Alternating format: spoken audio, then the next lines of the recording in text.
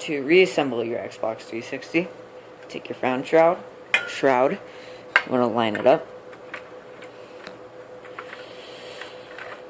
Make sure there's no wires. Want to make sure you're lining this up correctly. Now this is kind of hard to line up. Like that. There you go. Get that in. Now, make sure those are in correctly. Let's take your disk drive. Let's plug that in.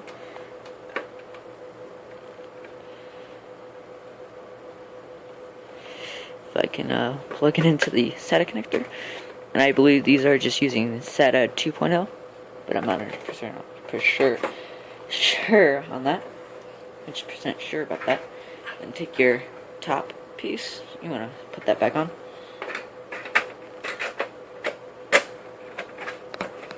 Make sure it's on correctly. As you can see, got that on correctly. Now you want to take your eject button. You want to slap that into place.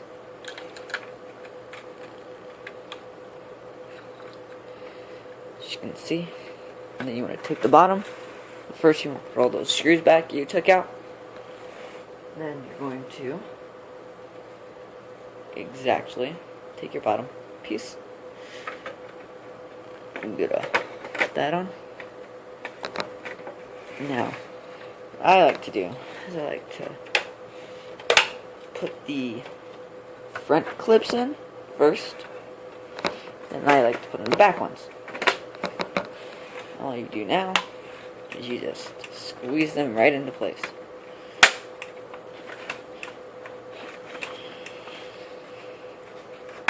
Okay, now what you want to do is you want to take the top grill piece. I'm going to put that back in.